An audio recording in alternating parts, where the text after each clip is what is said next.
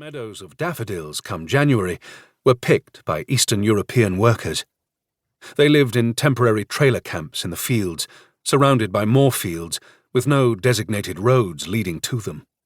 What roads there were curved and climbed, then suddenly dropped. Men with beards pushed prams behind tall iron gates that concealed private drives. Manfred noticed seaweeds lurking in the grass, and more heaped under hedges. Overhead, ancient oak and pine grew along the streams and creeks leading down to the Helford. After a heavy rain, these trees looked like inverted kelp beds, swaying in waves of wind. All the skies over Cornwall looked like former oceans. Gweek's only tourist attraction was a seal sanctuary. For something to do, Manfred joined the locals on their regular beach clean. He caught a bit of local gossip. Someone mentioned that a start-up was moving into the old fish factory. A younger man, after noticing Manfred catch his breath, pointed out the red phone box with the village defibrillator. There was plenty to be thankful for. What kind of person didn't acknowledge it? In the city where Manfred last lived, he had a bus and 2 trains to catch, and if each of these ran on time, he made it to his first class in an hour and a half.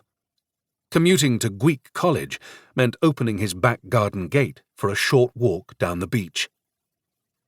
The campus consisted of 4 single-floor office buildings and a communal patch of grass. Students could take anything from hairdressing to animal handling.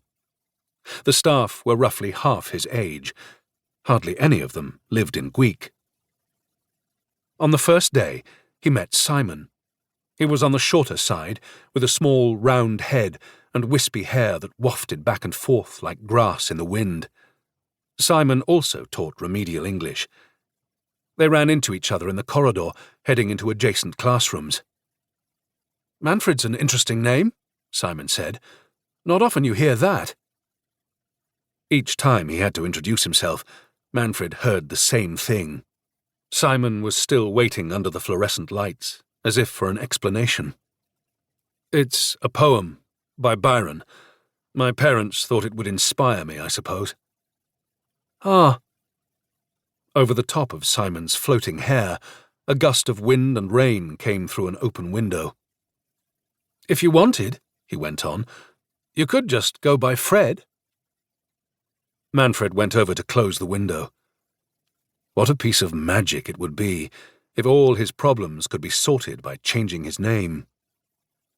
Out in the courtyard, some seaweeds had washed up from the last storm. He shuddered at the way they lay there, gathered in the wet. There would be more soon. He could smell them coming. Maybe, he decided, he would go by Fred. It would be a rebrand that took away the curses. By the time he'd turned around, Simon had gone. Falmouth was the nearest town. He took a bus, wandered the high street, made the obligatory effort. Instead of sandwiches for sale, there were pasties.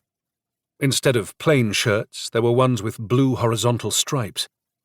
The art galleries sold pictures of boats and seagulls. Noticing these things while falling in step with the other tourists gave Manfred a dry and hollow sensation in his stomach. At least Falmouth had fresh air. Gweek lay near the mouth of the Helford's brackish waters, but Falmouth had sandy beaches and blue water.